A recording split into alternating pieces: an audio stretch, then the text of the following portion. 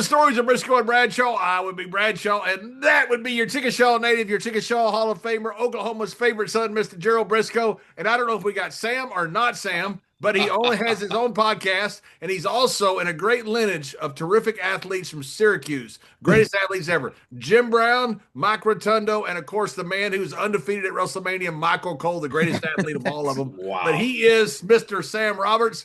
Or not Sam. We're not sure, but he's Sam or not Sam. Sam, welcome to the show. Thank you for having me. It's a great honor. And the only thing I don't know when continuing on that lineage is I don't know if I could fill out that Syracuse orange singlet the way Michael Cole did. I got so hot at Cole when he put that orange singlet on, because the Oklahoma State wrestling team is orange and black, right? In Oklahoma State. Michael Cole in an orange singlet. I just no, man, please don't. Oh my God! And Lawler to this day gets mad when he say, Cole is undefeated at WrestleMania, and Lawler will tell you, no matter, even though he knows you're joking, I beat him in that. That was overturned. That was overturned. Overturned. Yeah. Whatever. And okay. Cole is just slightly better than Jim Brown on the level of. On their list of Hall of Fame members, Cole's right there with them, right? I mean, that's exactly right. Hey, wasn't Brian Gewert an Orangeman too? Oh, I think he was. Yes, I think Brian was. Gewertz was a Hall. Yes, he was. Absolutely, he was. That's what I thought. You guys You guys have got the worst building in the history of the world, the Syracuse War Memorial. Oh, that's a bad one. You guys have got a great legacy at the college. Yes. No, the college is great. I think, I don't know, you must have interacted with Adam Panucci in your times at WWE. Oh, Adam, yes. Yeah. He's a Syracuse guy as well. Yeah, right. All the Syracuse guys, we all spot each other out. We all stick together. I mean, the winners are bad. The winners are really bad up there. Yeah, they are. And your wrestling arena sucks. And the wrestling arena does. Syracuse War Memorial has been the worst building in the history of buildings since it was built. I think Rochester is right Rochester there. Rochester and the Freeman down in San Antonio. And the old igloo, the Freeman. The Freeman stunk like a cow. Oh, my God. You drive around back where the cows all were, and the fucking barnyard animals. God almighty. Horrible. That and the freaking Cow Palace.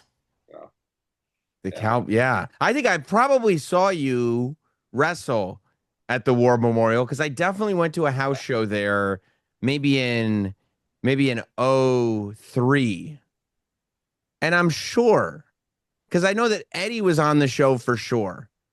So I was probably there. Thanks for remembering me. Thanks. Well, no. Definitely remember. Yeah, he remembers all the opening matches. He remembers Eddie. Plus others. Yeah. Plus others. There was plus 3 others, and I know more. I know you were probably one of them.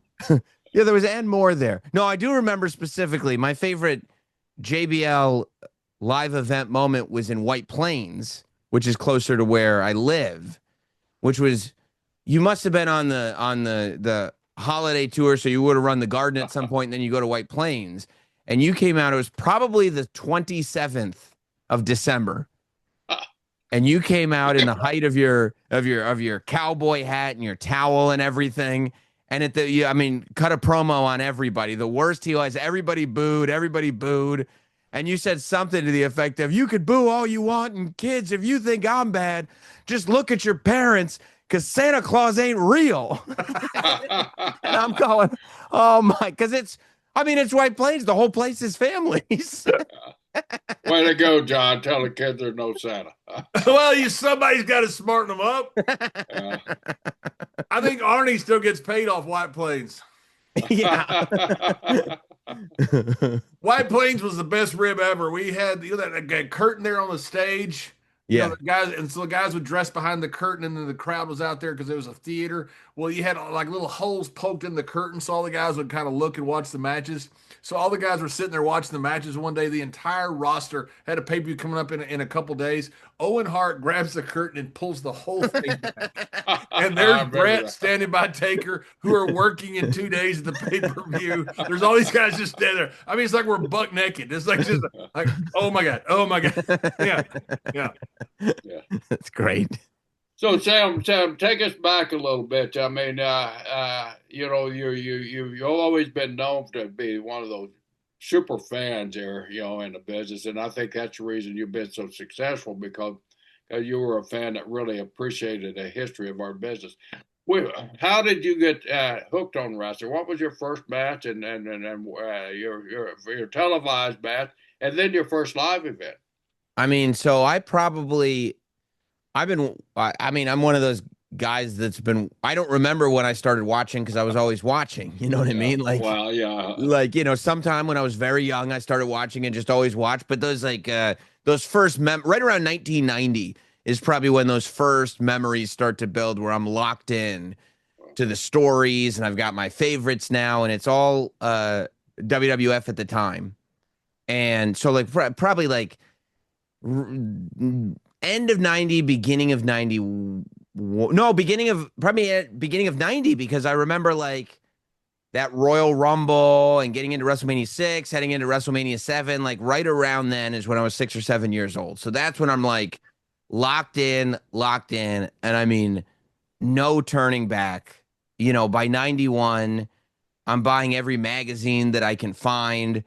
I'm getting yelled at by my parents because, when you're a kid, the homework is just you got to go read something for 20 minutes.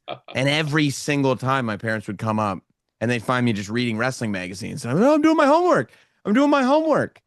And the first live show that I went to, we were living in England from my family from 1988, 89 until the very end of 1992. So 88 to 92. And I mean, by the time 92 hit, I was obsessed. It was the only thing that I cared about. And WWE was bringing SummerSlam to Wembley Stadium. And now, did you guys get a lot of TV at that time in England too, or so we did because we had Sky, which was their version of cable. Right. So we got Superstars of Wrestling, Wrestling Challenge. Not every show, but we got all most of the WWF stuff. I was watching, and SummerSlam was coming to Wembley Stadium, and my parents told me later that they had a real sit-down conversation because they said, "Look, this kid loves wrestling, but if we take him to the show and we get tickets and they're decent tickets, I don't know. He's gonna see they're not really hitting each other. He's gonna see that he's gonna find out the whole thing's phony, and he's gonna not watch it anymore. We're gonna take this thing away from him that he loves so much." You got good parents that can break it down like that. Yeah, that's what they didn't want to spoil it. Parents. Yeah. And so, but they were like, well, we got to do it anyway. And so my dad came home a week before the show, maybe a few days before the show. And he was like, look what we got. And he had SummerSlam tickets. And I was freaking out. And I mean, I had never been I wasn't, as a kid, I wasn't into sports. I was into wrestling. And I think that it had never occurred to me, is it real? Is it fake? Are they hitting each other? And not none of it ever, I never thought about any of it. It didn't occur to me one way or the other. So, I mean, your friends, and were they critical of it or what? I had my wrestling group. Yeah. You know what I mean? Your friends that are your wrestling friends. Yeah. And then the other kids that didn't get it, but inevitably, because it's what I'm spending all my time doing, the friends that didn't get it just kind of floated out of my life, Yeah, because did you care? Did you care if it was real or not? Not even slightly. It didn't even occur to me to care. I didn't know. It didn't even occur to me. You just enjoyed it. That's it. It was always. Was it the storylines, the character, or a combination of everything? It was the storylines. It was the characters. It was the escapism. It was just this idea that this whole universe was built where, you're sitting there and you can invest all your emotions in it. I mean, I was a little kid crying because the earthquake crushed Jake Roberts' snake. I mean, in tears. And I look back now, I'm crying. I'm like, Damien's dead. Damien is dead. And, my parents didn't realize it was a snake. Well, I mean, I mean, it's not like it's like a kitten or something, like a little puppy. It's a snake. I mean, maybe I'm an animal lover, Obviously. but it was a baby face snake. That was the difference. Okay, Yeah. fair enough. You know? Now, you just said were you a heel or babyface fan or both? No, I wasn't. I wasn't one of those cool kids that likes the heels. I always liked the baby faces. You know, Hogan was the gateway drug, and then it was all Macho Man all day. And I mean, yeah. you know, and then it was Brett and Sean and Diesel, just whoever was the good guy, whoever was the top good guy. That was my guy. Now, was there any other wrestling that you watched? I started to like, that was all I knew. And then once I started finding the magazines is when it really started to open the door to the fact that there's not only all this other stuff, but also there'd been all this stuff before. Like I remember it was probably like 1993. We were back in the States and there's the old like picture book. I think it's called This Is Wrestling. And it's like all the like territory pictures and stuff.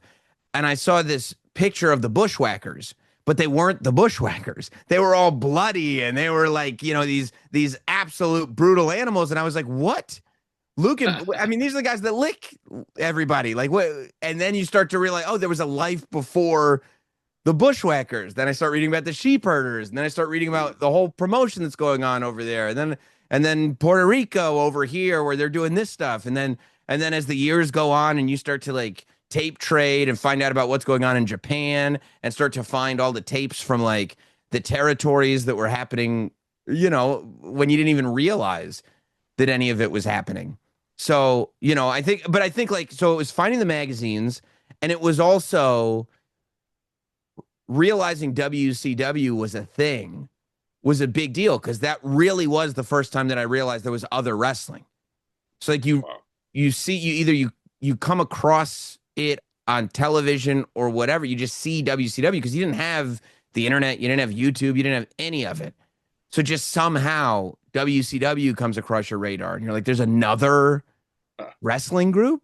And now and every little breadcrumb like opened the world more and more and more. And like you realize like, and I'm sure it frustrated my parents because like as obsessed as I was, the further you get, the more obsessed you get because the world keeps getting bigger and bigger and bigger. Now, did you follow any wrestling in England when you were there? No, I didn't. U.S. wrestling, local wrestling, like Big Daddy and all those guys. Yeah, I didn't really know any of it. I don't think that the scene was very big, at least in the area that I was in that like 1989, 1990, 1991 era. Because like it wasn't on my radar whatsoever. I found out about it later, and I kind of wish that I'd been more invested in it. But no, I didn't know any of it. Yeah, I'm gonna put you. Go ahead, Don. So I was just saying because they had really fallen off after the early '80s, really. Right. Yeah. Right. Yeah.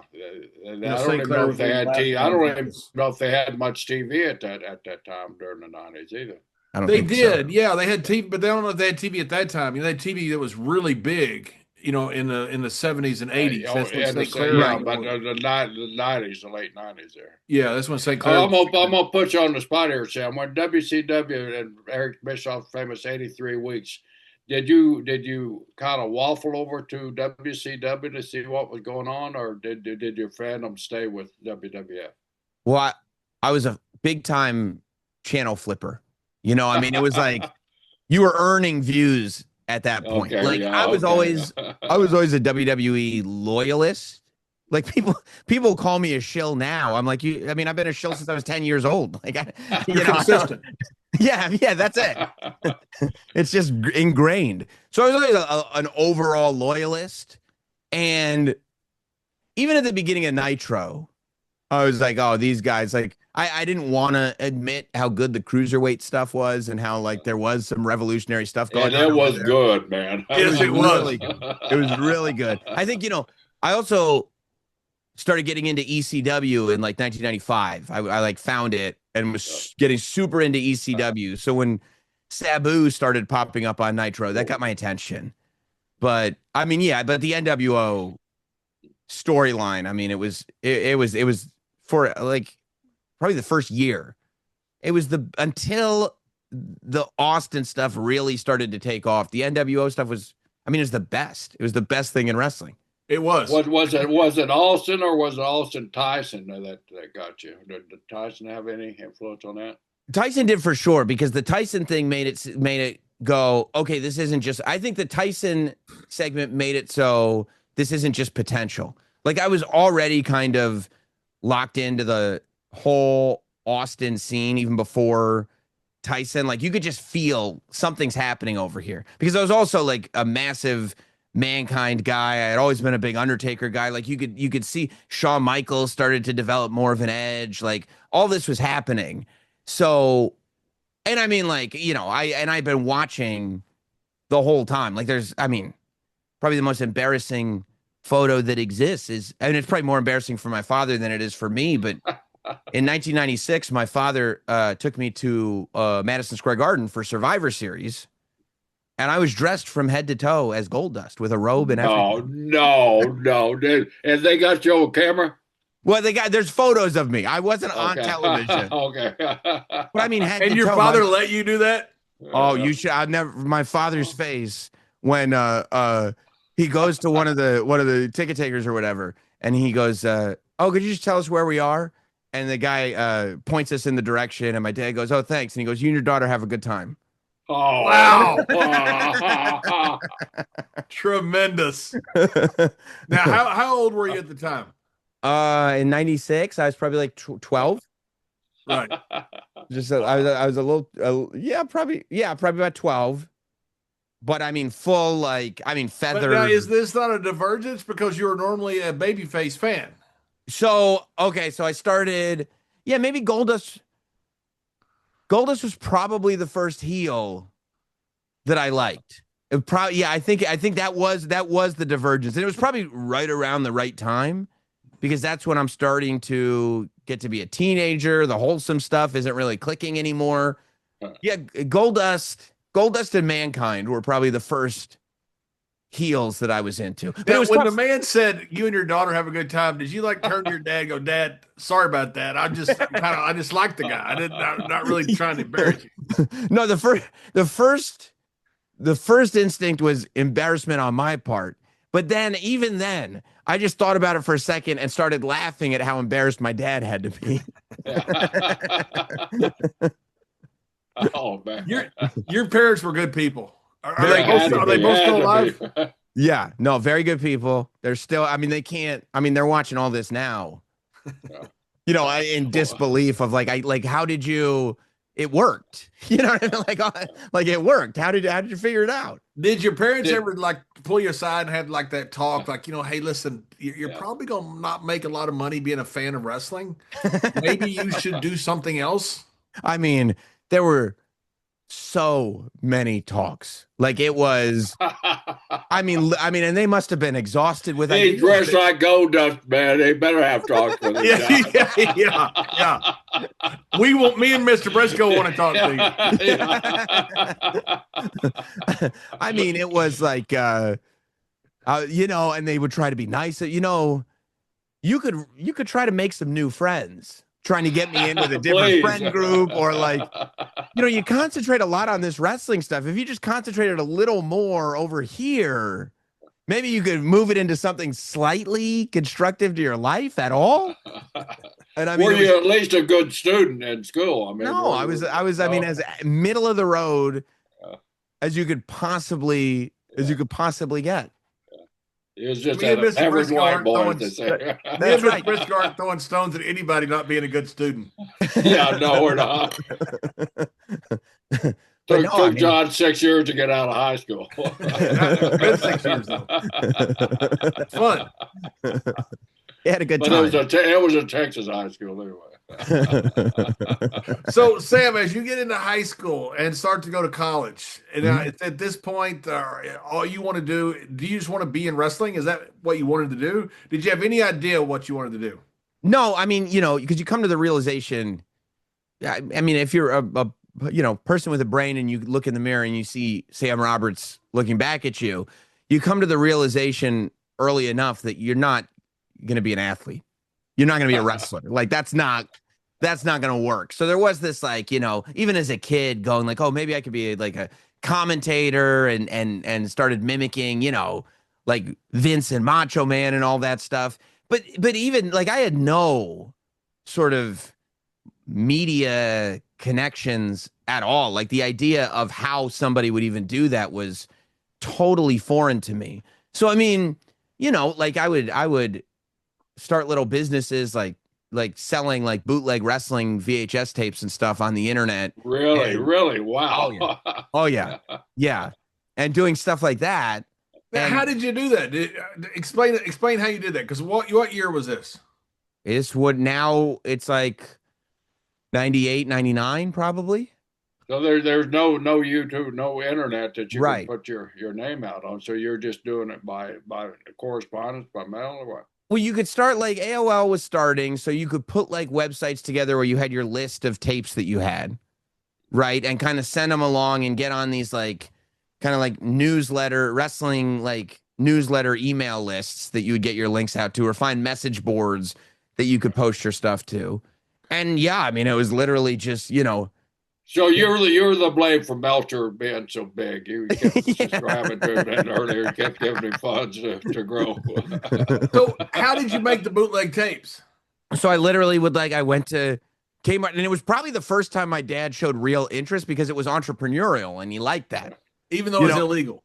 Even though it was illegal, he didn't care. But hey, at least my son's trying to make money, and he's not dressed as gold dust anymore. Yeah, exactly right. He's not in the mafia. Yes, right. Yes. So I mean, it would literally like I went to like the Kmart and bought a second VCR, and then you would get the plugs. Oh yeah, I remember how to bootleg the tapes. I just didn't know how you did it. Yeah, so you plug the tapes into each other, and then I already had this like I taped everything on like blank VHS tapes. So it just became making copies of stuff, and then you'd reach out to other people that had stuff. You'd trade with them so that my library would grow. Like if somebody had like I remember like finding a guy that had all the episodes of World Class TV. So I was like, okay, I need everything. Like, what can I send you? And I would go to and buy like packs of 10 VHS tapes at a time, and just be constantly having this room in the house with a TV connected to 2 VCRs and just running wrestling dupes constantly, either trading or selling. How much you sell? Neither one of us are IRS agents. So did you make money? And like John said, how much were they going for? Well, I made like money like for a kid, like for like a high school kid. It's not something. Did you make your expenses? I think so. Yeah. Because the blank tapes you could get them on sale for like $1, and then I would sell them for like $10. Oh wow! You know what I mean? So like so the margins were good. Yeah. And so yeah, so I definitely covered the expenses, but the way I justify it even now, if you go back and look, what do you think I spent all the money on? It was wrestling stuff. Yeah. So everybody that was getting robbed with these bootlegs was getting all the money back anyway. Yeah. So what were the best selling tapes? What area? What territory? Yeah. What were the best selling tapes? So there were 3 things that I got into and started building a collection on, and started like seeing like it was trying to find really great copies of like World Class Championship Wrestling, because I really liked it, and also I wanted to have that library from the mid '80s when the Von Erichs were there. That's right. Yes.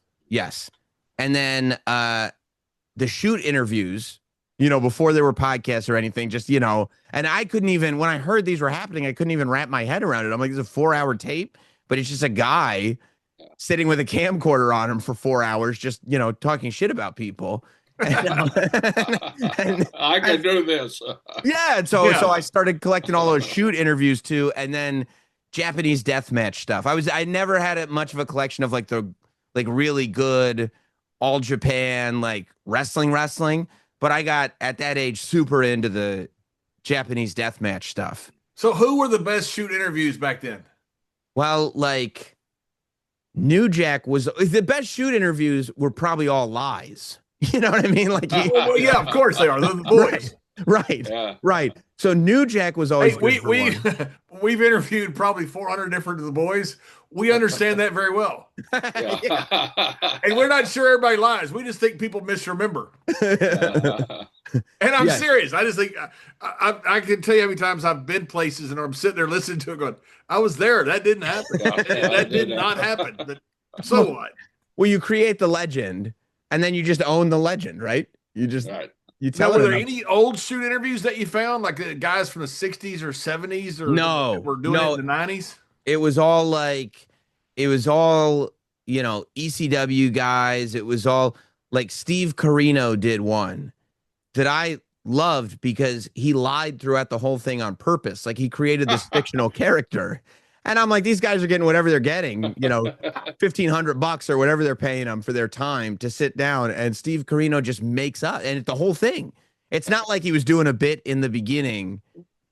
We've actually got an idea for a segment on one of our shows to have a guy do that. Exactly. Lie about everything, about how he won the Royal Rumble, how he won the championship, how he beat Thaz, all just we've actually pitched this idea many times. We may do it one day. I think you got to. You've got to. Yes. Because I mean, the best part will 100%. be the people who will go like, "Oh no!" Like that'll be their history. They'll go, "No, no, no! He won the Royal Rumble. He won. He got the Mania Exactly. that year." Yeah. Exactly. But you could lie easier back then. Oh yeah. You couldn't Oh, verify yeah. stuff.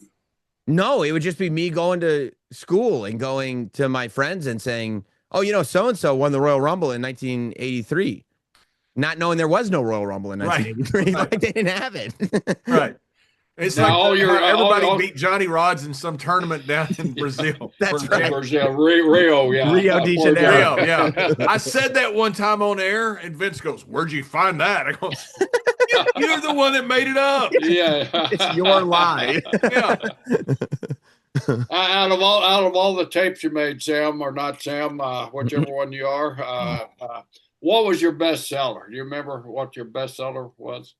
Yeah, there was a short period of time where you were able to get copies of Mick Foley's home video that he made when he was Dude Love. Like when he was like before he was a wrestler. Like I think his friend. I've seen that. Right. So after the JR interview, I think his friend started selling copies of it. So I got one, and then that became like, oh, you have a copy of the, because that was the other thing. Even if they were for sale, if somebody else hadn't found the website, they'd go, well, how'd you get this? I go, oh no, I know a guy. I know, Yeah, I can make you. a copy of it. I know a guy. Well, now, Sam, how did you come up with, are you Sam or not Sam? Well, so I mean, the not Sam thing is so dumb because like this, it's such a people think there must be some kind of there's something behind it. But it was when I was in Syracuse and I started doing college radio and people sort of. Was this when you're on the wrestling team with Michael Cole? That's right. Michael Cole and I. It was all Please don't post-season. say that. Please don't say that. Michael Cole and I had just. No brought wonder home they to dropped go- wrestling in Syracuse. That's right. They'd hung up our singlets. Yeah. They reached hard above up in the rafters there. Yeah, that's right. Dome. In the Carrier Dome. That's right. But I was there and I was doing college radio and I was kind of figuring out like, okay, making content and podcasts were in their infancy and online video was in its infancy and just all that stuff. So, I was trying to figure out like, okay, I need a sort of hub where I can put content, where I can do radio bits, where I can like write, and so I was like, oh, why don't I just get sam.com? That sounds good. Sam.com. And it was taken. And I was like, huh. And like samroberts.com had also been taken. And I was like, well, if sam.com is taken, and then I just wrote notsam.com and it was available. And I just said not Sam. Like as I was saying it to myself, it just sounds good. Not Sam it kind of rolls off the tongue. It's just a easy thing to say. So I was like, all right, well, that's it. Notsam.com. And then I started registering Not Sam on everything. And now, I mean, Mr. Brisco and JBL are asking about Not Sam. It kind of. Yeah, It's very intriguing. Have you ever watched The Blacklist? Yeah. So you need to be a little more like Raymond Reddington here. You need to like, how'd you come up with not Sam? Well, I was in the jungles of Papua New Guinea, and Yeah. just all of a sudden, and right in the middle of everybody's got guns pointing at you. Tell this story for like 15 minutes. It's somehow it's got a point to it. And you're like, this is good shit. So yeah, Yeah, you just need to like come up with some Raymond Reddington story here. I will. That's great, and change it a little bit every single time I tell it, so people go, "What?" That's Like, right. Yeah, like Heath Ledger and the Joker. Like you tell a story about how you got your mouth cut. And, every time it's a little different. Everybody's like, "Huh? Wait a minute." Did he Doesn't just? matter. It doesn't matter. Yeah, it doesn't. Just I pay don't know. attention. Yeah. No, You you're get 100 hot percent when right. people like challenge you on it. Right. I told you. I just told you. I just told you. Yeah. If you don't want to know the answer, don't ask the question. Fine. I'll go somewhere else. You don't talk to me. Dick.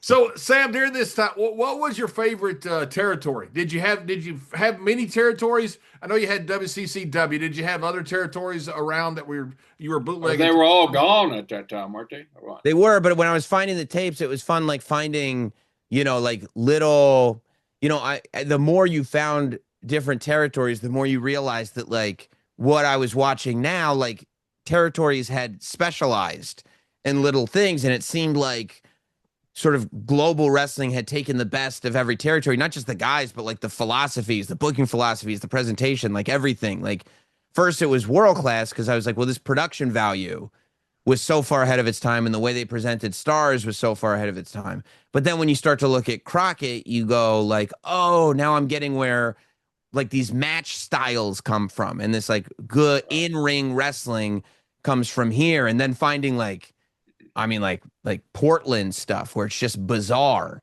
and you're realizing like, yeah, all this weird stuff kind of comes out of Portland and a little bit out of Florida and stuff like that. So that was really what I started to enjoy, like to find the different chunks of philosophy that were all taken, and psychology that was all taken to put into this bigger scale. And also, seeing these guys that I had seen in WWE and like being able to trace that lineage of where they had come from and how they had kind of developed what they were doing. Did anything really stick out to you during that time? Like you're watching your territories from the 70s and 80s, probably mostly 80s. Mhm. They had the TV and the tapes and stuff. Did anything really stick out for you? Like commentators, wrestlers, storylines, anything stick out to you? Yeah, it started with like sort of, okay, this is where like the Von Erichs, like, oh, this is where Texas Tornado came from. And but then I started to go like, man, like Iceman King Parsons was the man. He was so over. And then I never heard about him outside of world class. Like what happened? And even like Chris Adams, I was like, I remember when like Chris Adams was in WCW for like a cup of coffee doing this or that, but I had no idea that he was this massive star over here in Texas. Or even like, Doink in that first year when Matt Bourne was Doink is literally to this day one of my favorite wrestling characters of all time. I just think it's brilliant. I think it's one of my 1993 Doink is one of my favorite wrestlers ever. Yeah, right? people look at the Doink in later iterations. Right. Matt Bourne as Doink that guy was Bourne, different, man. That was different level. Yeah, incredible. And then you go back and you're like, not only did he have this ability to make this character work, but then you start watching the matches that he was actually having with like Brett and Perfect and even like Marty Jannetty, and like they're great. The matches are great, and what he's doing in the ring is awesome. And I'm like, in 93, I'm like, I don't know. He was Big Josh before. Who cared about Big Josh? I don't understand. And then going back and finding like the real like Maniac Matt Bourne stuff and digging all that stuff up. That's the stuff that I really loved. So what were you majoring in Syracuse besides bootlegging tapes? Yeah. So I started in Syracuse majoring in film and like filmmaking, but then and I was going to stay for 5 years because I had entered the major late. So first year I was undeclared. Second year I kind of figured it out, but I had to kind of go back to square one to get everything in that I needed to get in. But then after my third year, I got an internship at XM Radio with Opie and Anthony. And I said, like, this is working. Like there's something clicking about this. And it seemed like there was real opportunity there because it was a young company. It was that iteration of the show was young. And I was like, I don't want to go back to Syracuse. I figured if I could hang around here, that I could get something done. And I was like, well, yeah, but I can't. I'm not going to put 3 years in and then not get the degree. So that summer, I was like, well, I'm not doing 2 more years in Syracuse. I'll do 1 more year somehow. And me and my girlfriend at the time, who's now my wife, start going through the course catalog and going like, well, what credits do I have? And what can I switch into now that I can build a major and get out in a year so I can get into, real life? And we realized sociology. I had taken enough sociology classes, so I dropped all my classes, started picking up all sociology classes, didn't talk to the, counselors or anything at all because they would have told me not to do it. But just, jumped into every sociology class I could so I could wrap up a degree in sociology that year and then, get out of Dodge and start working. That's how most of us look at college. Yeah, Most of us normal people. The first What's year, the quickest way I can get out of this son of a bitch? Yeah. Get me a degree. Yeah. I don't care what the degree's in. I'm not going to use it anyway. Right. I think I know what I'm going to do. So let me get the piece of paper that says I can go. Okay. And I did it. You think you know what you're going to do. You think it's radio for me at the time, right? So that was your goal. Yeah, and by the way, like, I don't know what a degree in hosting a radio show would get you, but I was doing. Oh, look at Michael Cole. He got that degree. That's right. That's right. That's true. But I was doing a ton of college radio. Like I was at the college radio station all the time. So I was getting reps and stuff in. And I felt like that. I mean, and to this day, I mean, that's the best thing that you can do. It's like, to me, probably the most valuable thing of the whole of the Syracuse experience was the opportunity to get all those reps in at the radio station. Yeah, I did an hour radio show a week, on for Talk Radio Network for a long time, and I always thought that was one of the best things I ever did. Yeah, you talked about so many different topics. You had in long form radio, you learn how to talk. Yes, if you ever like in a debate with somebody on a show, and all they've ever done is television, they're really not very. You're not very fearful of that person. That's right. In case it gets contentious, because I can out talk this guy. People that have done long form radio, you're a little more fearful of. Because those guys can get out of anything, and they can talk. Right, and they're the ones that'll get your attention. They know how to get your attention. Even if they're thinking about what they're going to say, they know how to get your attention as they're thinking about it. And before you know it, they've locked you in for 6 minutes, and there's no getting out of it. Yeah, that's right. During this time, Sam, was there any thought that you're going to get into wrestling somehow in some form of it? And I guess when you got in with Opie there, because he was a huge wrestling fan, that was kind of a gateway, right? Well, yeah. So like, I didn't know. I was like, well, I want to get into broadcasting was the thing, and I was like, and I think that this is a road to go down, and this is working. So let me keep following this road, and.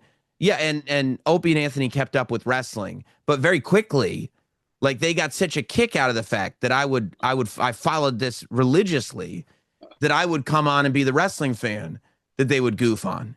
And one of the first things that I did where I was getting on the air every day, where it was like, this is Sam, he's becoming a real character, is when Vince McMahon blew up in the limousine. Yeah. I came and I refused to break. I came into work and right before they went on the air, I go, guys, I got terrible news. And they go, what happened? And I go, Mr. McMahon, his limousine blew up last night. And they go, what? And at the time, WWE.com would like post these ridiculous updates from these made up investigative committees were looking into it. So every day, whatever WWE posted, I would go on the air and go, I think it was because they didn't, you didn't want to get in trouble. You couldn't say the FBI is investigating if the FBI is not investigating. So I believe what the website said was the Federal Investigative Council is investigating. So I went on the air and I was like, no, this is legit. The Federal Investigative Council is looking into it. And Anthony looked at me and he goes, the FIC. I go, that's yeah, exactly. There, Well, there may or may not be. There may or may not not. be a major politician to this day that called to see if Vince really blew up. That's why Yeah, that's you, right. and Donald, you and Donald Trump were what about that?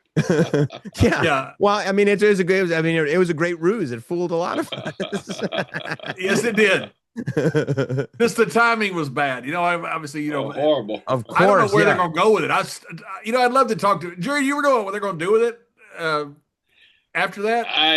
It was going to be a kind of a voice from the heavens come down and dictate what they were going to do. He was going to possess somebody, I believe. Really? Yeah. Oh, I love it. I love it. Yeah. But then he did the McMahon. He was hell bent on killing himself on the air. Yeah, So he did the McMahon's Millions, where the whole payoff was everything falls down on him and crushes him.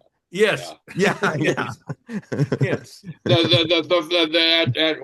Unfortunate when we didn't do it because of the circumstances, but the scene of the Raw where we were rehearsing, we were going to carry Vince's casket out to the ring.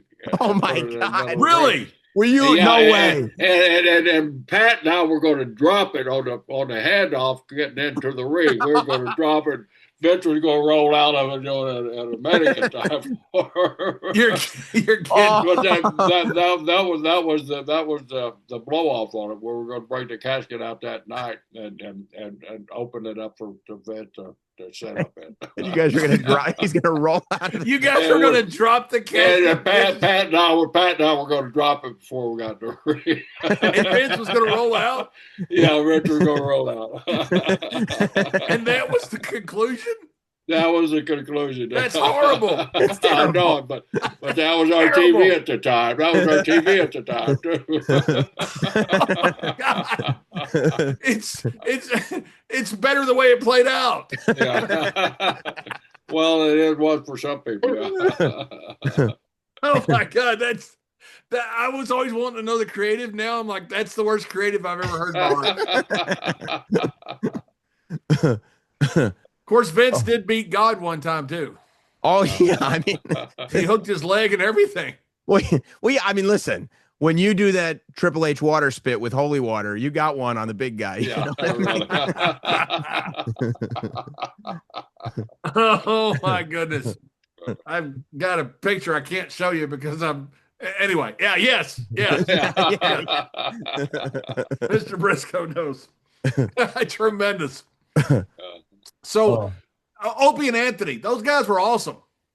Yeah. They gave me, first of all, they were awesome. I mean, I remember like we would have wrestlers in and they knew how much I loved it. Like you came in one time and you had a hat for me because somebody had tipped you off that it was my birthday. So you brought in one of your old cowboy hats for me. And I'll never forget. I always felt bad because I was like, oh, he must think I'm so rude. Because Opie goes, hey, can I see that cowboy hat? And I remember snatching it away from you because I knew the minute he saw that hat, it was gone. There's no way. It was getting destroyed. But I remember MVP did the show. And this is when he was like the US champion and everything. And, he was a great story of somebody who had become very successful after spending time in jail and everything. And so they wrote questions and they were like, Sam, you need to ask these questions. And they wouldn't let me look at them before. And I was like, okay, yeah, I'm just happy to be there. And so he's an intimidating guy. And he's like, well, yeah, what do you have to ask me? And I looked down at the paper and went, oh no. And I said, MVP, what's better, being a wrestler or being in jail? Oh, God. And he just looks at me. And I'm just looking at him. And thank God he has a good sense of humor. Tremendous. But When it was Colin Joustin and Michael Che do that, it's just the funniest thing. Oh, it's the best. It's the best. Yeah, it's just, yeah. And the way they hate to read them, it's like, this is awesome. Yeah, because you had that moment when like they read, the 1 second before they have to say it, when they read it and they go, this, Yeah, like, this oh week. no, no, Yeah. no. Like you got me. You really got me. Yeah. Yeah.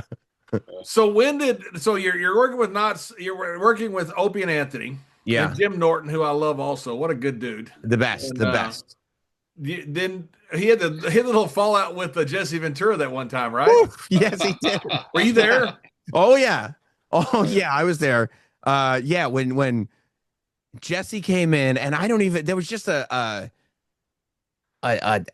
tension and hostility that started. I think the disagreement started on I mean maybe one of Jesse's like conspiracy theories or just something that Jim didn't agree with. And Jim has this way of when he disagrees with like Jim likes to argue and not like and if you're not used to it, you think he's mad. He's not. That's just how he argues. But but he won't. He's not a meek person. He's not going to stand down to anybody. And Jesse, we all know is Jesse. So over the course Good way of to put it. yeah. So That over the covered course over a lot. yeah.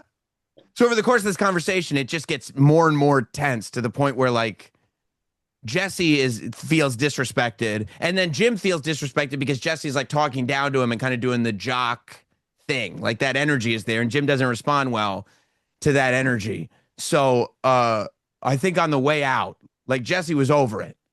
And on the way out, he said, thank you for your service, very sarcastically, and tapped Jim on the shoulder. And Jesse had his long hair, Jesse was bald on top, but had his long hair coming out of his hat. And Jim said, yeah, well, thank you for not touching me and for your riffraff from Rocky Horror hairdo. And, Wow. and I mean, and it was like, oh my, I swear, if Jesse had not realized he was in the middle of a media appearance, he absolutely would have hit him. Absolutely. And Jim knew, and he did not care. Tremendous. Yeah. Yeah. It's just fun. Like when things fall apart and you're witnessing it, it's kind of like Taker when he's like watching Vader just slap the reporter around and he doesn't move. He's just sitting there. I just want to be in his head like, all right, this is some stupidest shit I've ever seen in my life. This is really, really bad. Really bad. Really bad. Don't move. Don't move a muscle. Just watch it. Yeah. Like this is real right now. What's happening? It's happened. Well, that happened. Like, yeah, we're here now. So when did you start figuring out that you're going to do something in wrestling? So so Joe Villa used to work in the publicity department. Good guy. Yeah. Love Joe. And he used to bring the guys up and everything. And there was one day when he goes, hey, Sam, are you coming to the WrestleMania press conference? It was probably one of the Hard Rock press conferences or whatever. And I go, and I mean, I'm such like, just, I mean, I'm a kid still, and I'm just a fan. And so I go, oh yeah, it's not open to the public. And he goes, no, I know, but and I go, yeah, so I can't, I can't get in. And he was like, no, it's open for the media. And I was like, yeah, I know. So and he goes, Sam, you're media. You're the media. You work for the show. Like you would come with your show. And I went, I can go to the press conferences? He's like, Sam, you're the press. Of course. Yeah, that's what they're for. Of course you can come to the press conferences. I go, oh man. And so immediately I'm like, yeah, I'm going to go to this press conference. So I started going to the press conferences. And at first it was like going with the idea of, let me collect audio that maybe Opie and Anthony would want to play. But that was the only audio that Opie and Anthony would want to play from me interviewing wrestlers would be if I was making fun of the wrestlers. And I'm never going to do that. Like I didn't have it in me. And so, there'd be, I would just try to get interesting sound bites or whatever. Maybe they'll be into this, maybe they'll be into that. But then as YouTube started kind of popping off, I was like, well, maybe I'll try to get a soundbite or two for Opie and Anthony. But at the same time, what if I just, did a wrestling interview and then I'll just put it on YouTube, and there wasn't a lot of it then. There wasn't like this, it wasn't really happening.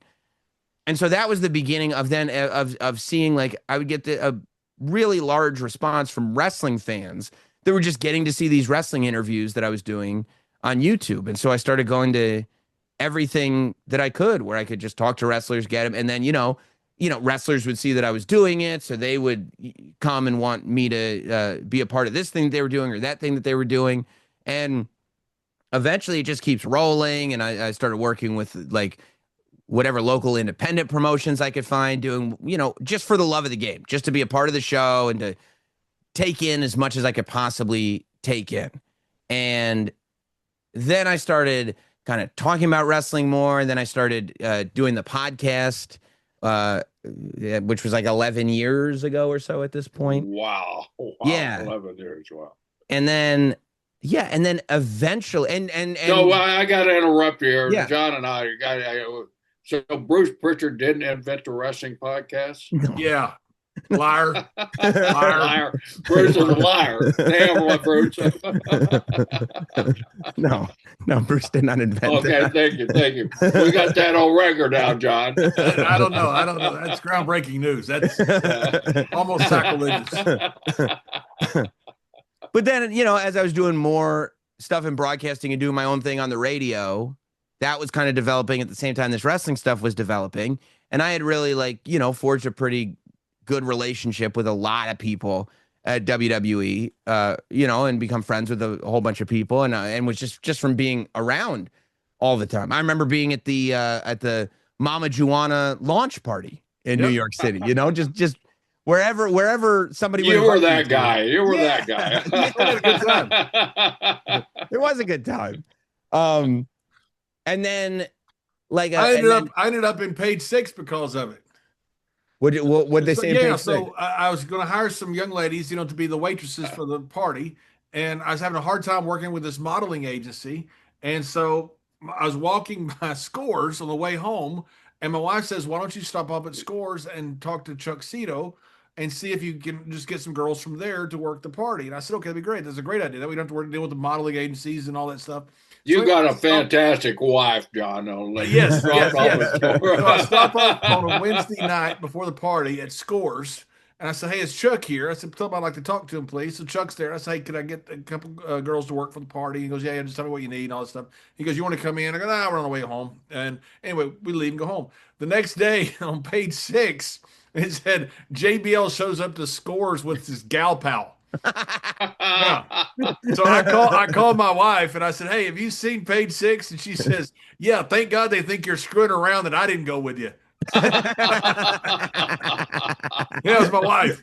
That's great. Yeah, so I was on Page 6 because of that party. Well, there you go. And it was a success. That's right. That's right. So then, I ended up having this relationship with WWE. I started popping up when the network launched and they were doing all those like talking head shows. They started using me for talking head shows. And then eventually one day, probably 9 years ago or so, Michael Cole called, and I already had known Michael Cole for a long time. Syracuse. Yeah, from the wrestling team at Syracuse. No.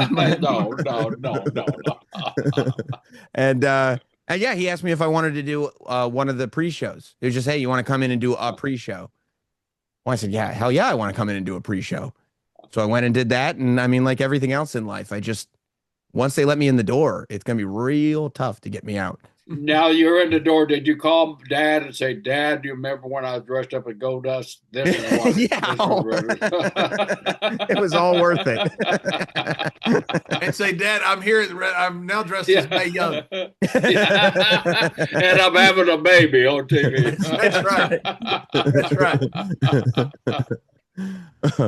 Yeah. So when did you leave Opie Anthony and decide to do all your own stuff? Well, so Opie and Anthony was self-destructed. Anthony was gone, and I was already like kind of like figuring out like, okay, I've done what I can do here. And then, in probably 20, maybe 14-ish, I started, I had always, the goal was always to do my own stuff. And the whole time I was with them, I was also doing whatever I could independently. So I would do, if there was a Saturday night midnight shift that I could get on and do a show, I would get on and do, at one point it was like one Saturday a month at midnight. And I was like, okay, I'll do my show one Saturday a month at midnight. And I got on and got to do a show, and it was the greatest thing in the world. And then eventually it was like, okay, how about, try at 9 p.m. Okay, you go back to midnight, but you can have every week. okay, you can, and it was just like, going through for years doing stuff that way. And it was great. And then eventually it was like, okay, the company Sirius was behind it. And they were like, yeah, we want to give this a real, at least test. We want to see if there's something here.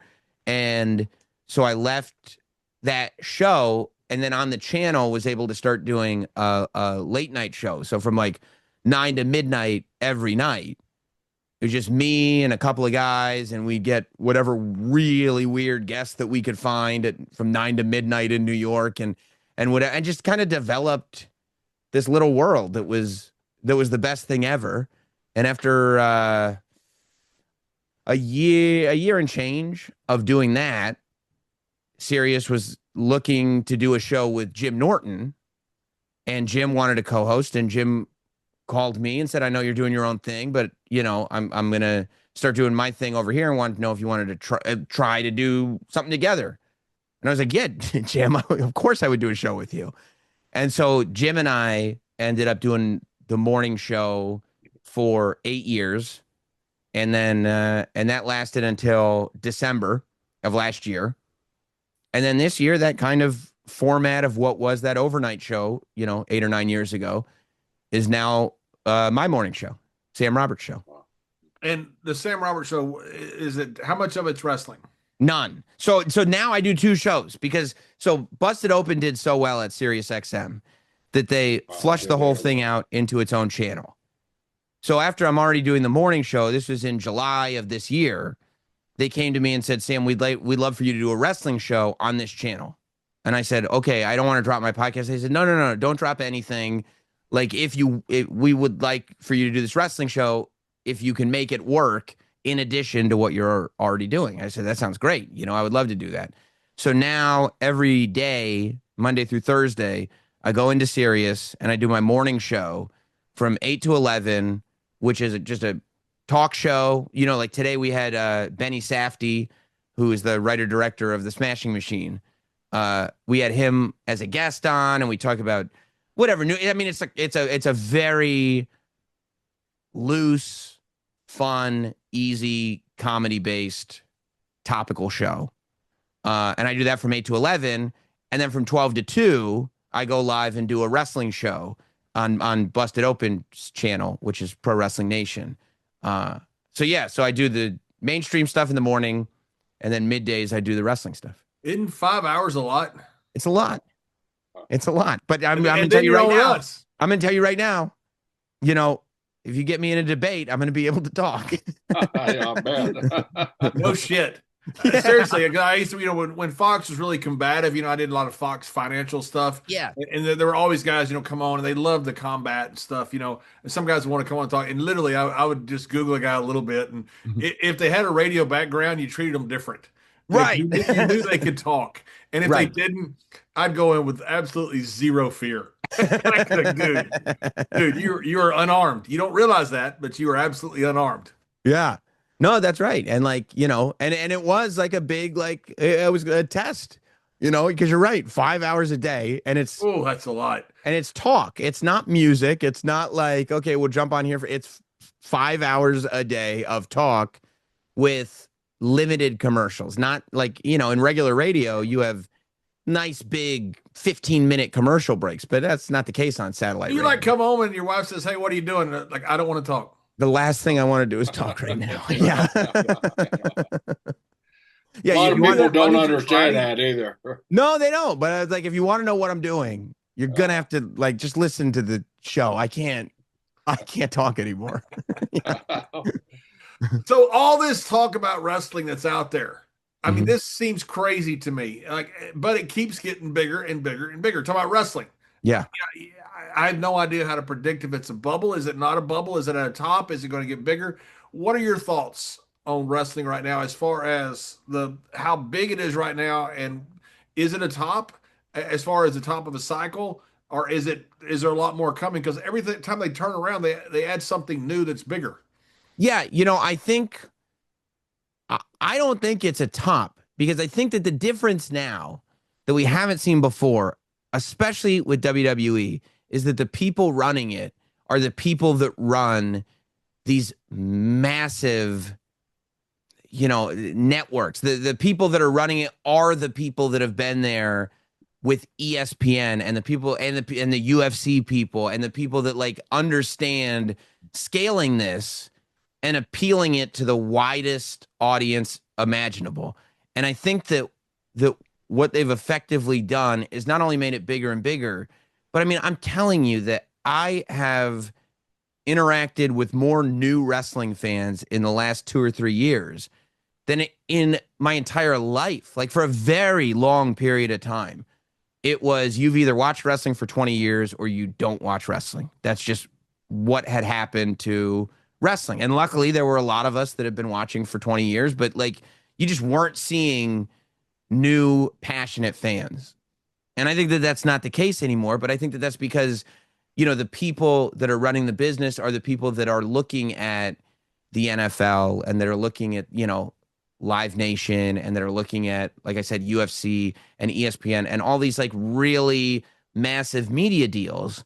And I think that they've effectively begun to get wrestling as an industry with the WWE as the centerpiece, but I think it will run off affect all wrestling, where you get it out of this space where for a long time wrestling has been this kind of redheaded stepchild of sports and of entertainment, where it's like, we don't really do that wrestling stuff.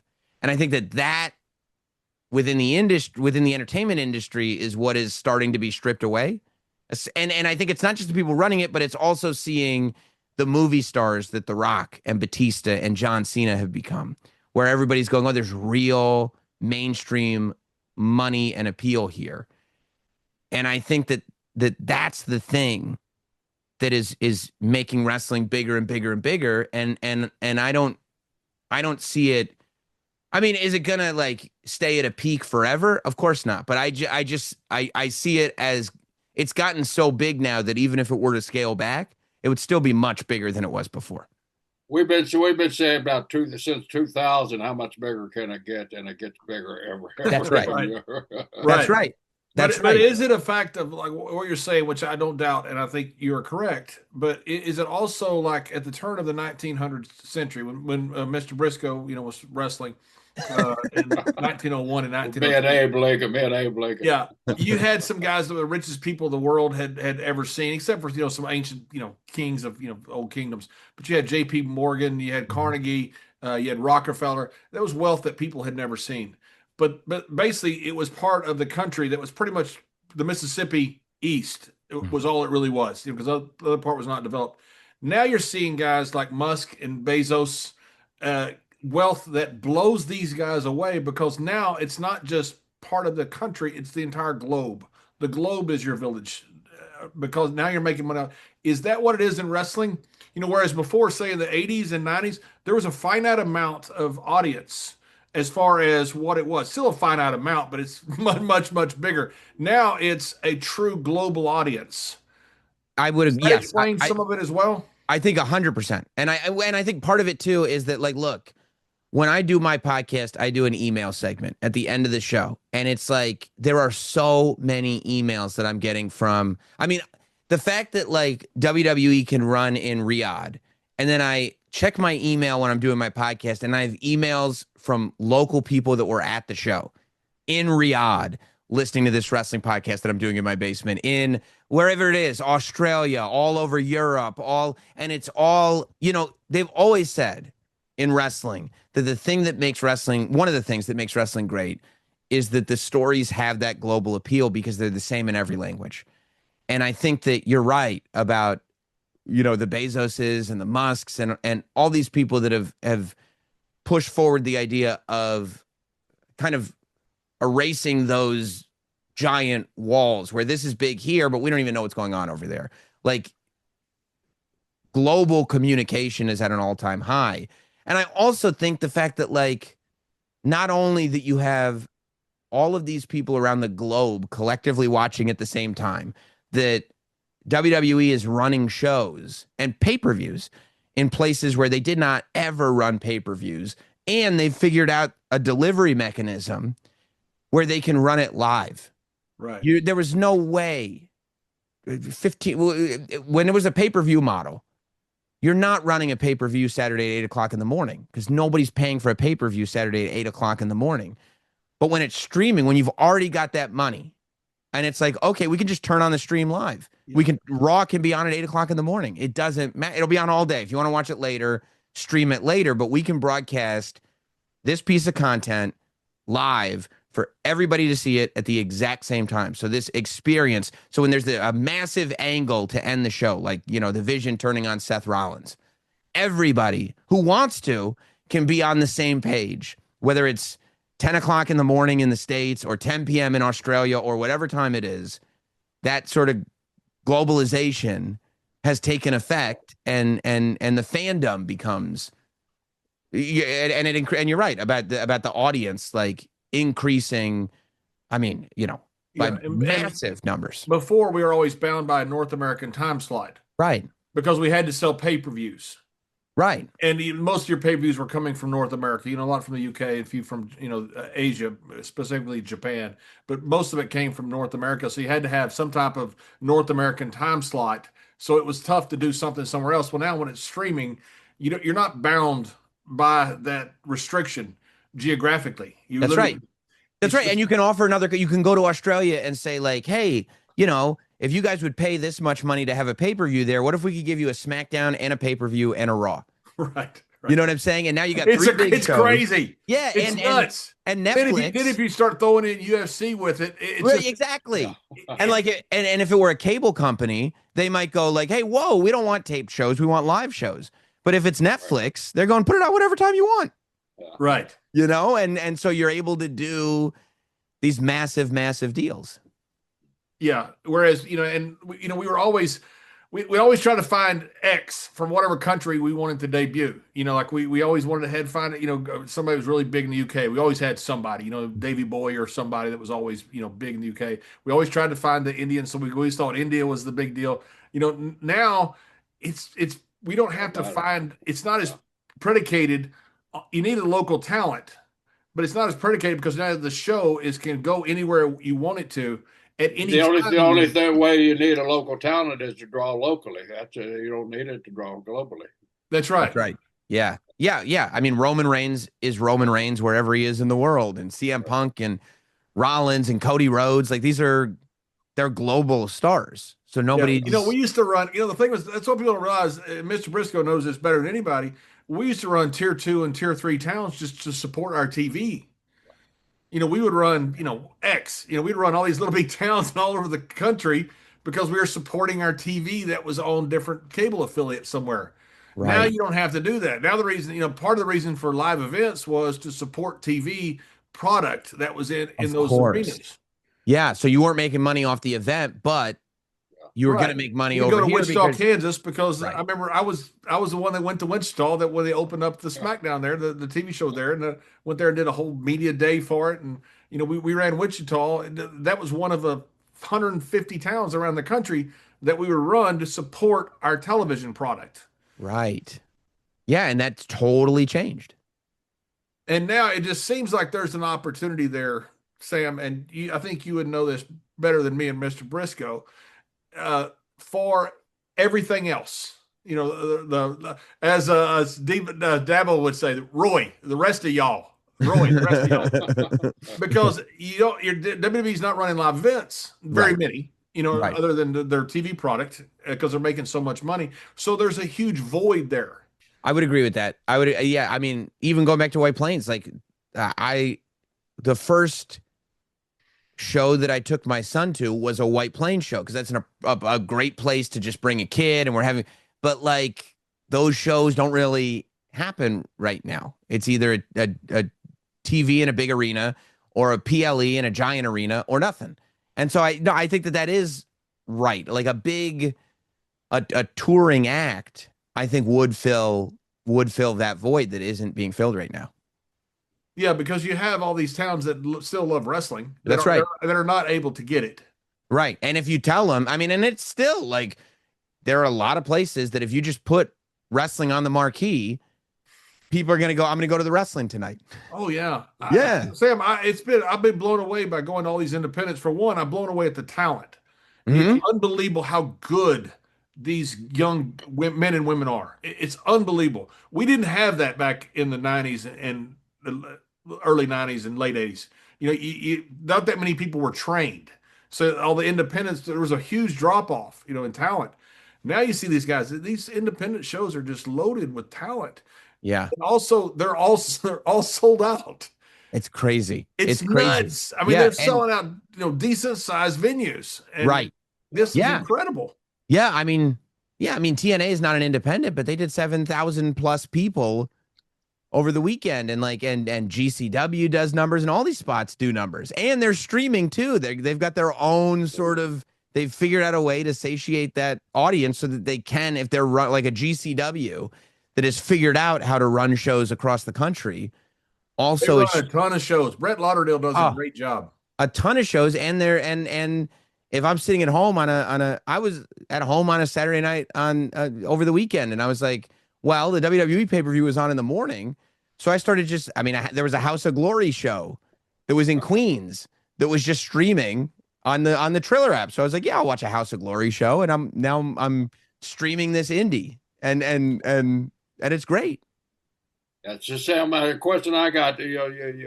I see the Slammy there in front of you. So Russ, tell us a little bit about your Slammy. But a question I got before: does your son realize that your voice of Grand Theft Auto and a couple of other things, and how did those come about? Was it from your wrestling or from your podcasting? The video game stuff was from the radio, and no, my son's way too young. My son's 8 now, so I would never let him go anywhere near a Grand Theft Auto game. Does he know that you're the voice of Grand Theft Videotape?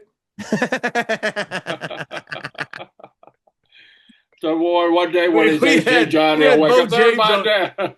Yeah, we had Bo James on here. Bo's a good dude, from Eastern Tennessee. I love Bo. We're talking about moonshine and stuff. He goes, appreciate you guys alerting the feds to what my family does. Yeah. And I just did it, and we just did it again. So yeah, I didn't know you guys were a bunch of rats. But he does but my son does like wrestling, so so that's fun. Does he have any questions? I mean, what's your parent tell a 8-year-old about wrestling?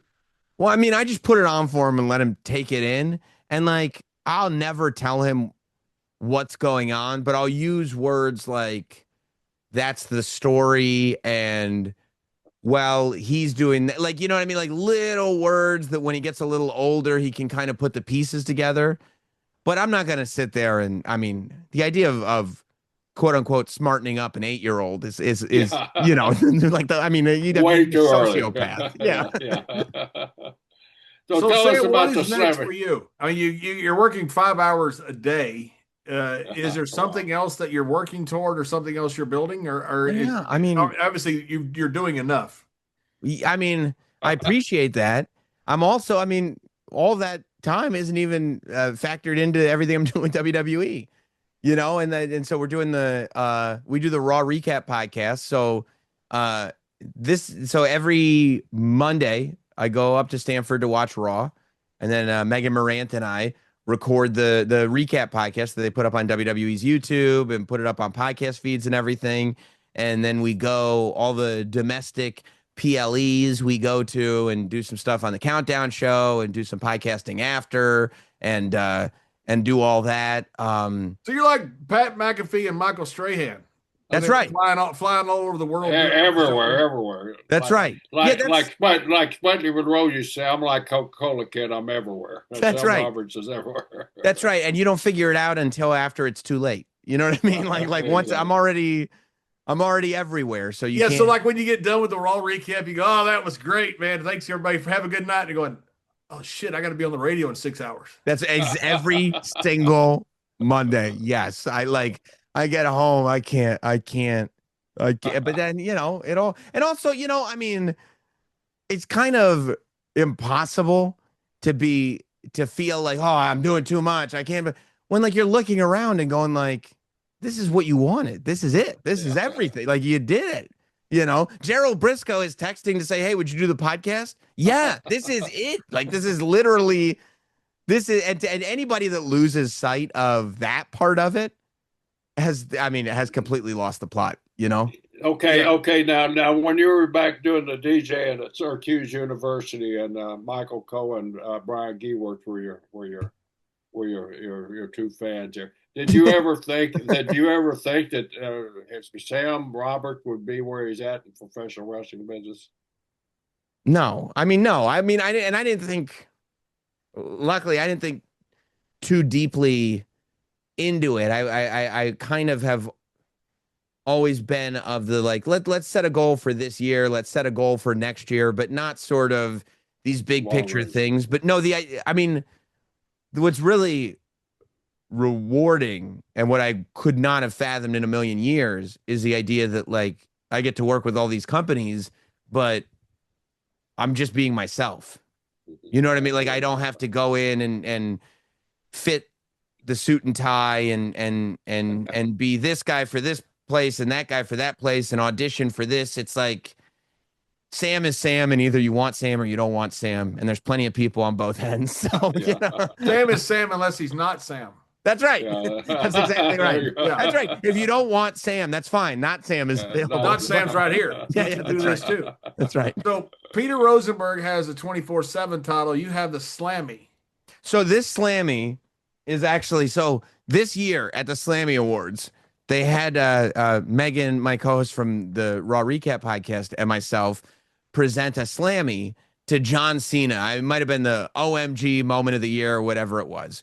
And John Cena was not there to accept it. So even though it wasn't in the script, it wasn't on the prompter, I said, we'll accept this award on his behalf.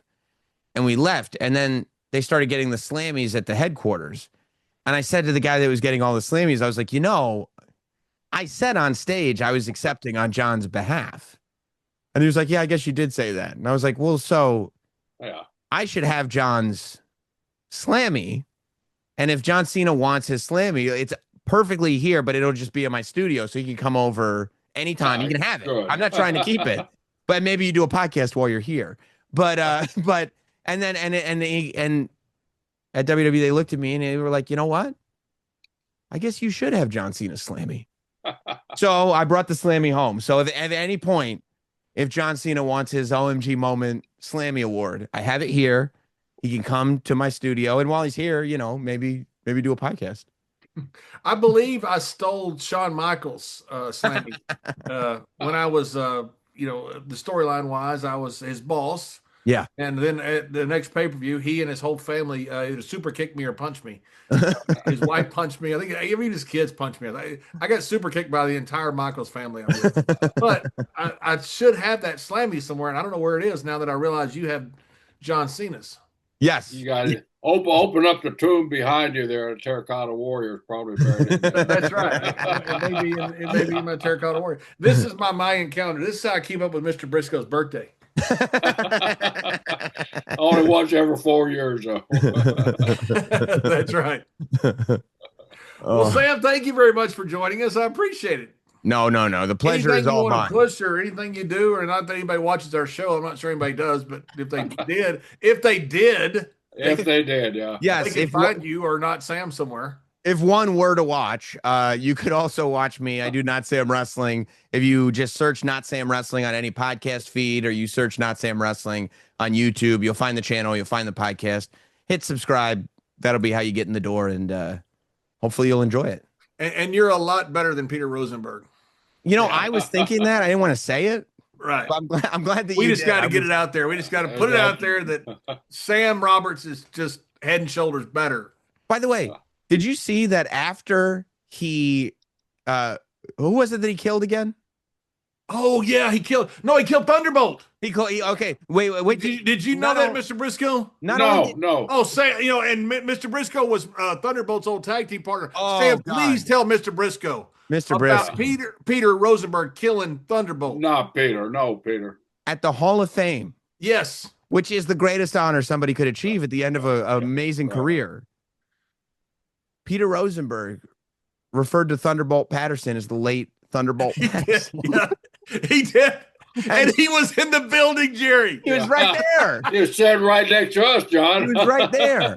And then wait till you hear this new one. I don't remember if I reached out to you about this or not, because I think it was on a Saturday Night's Main Event or something like that.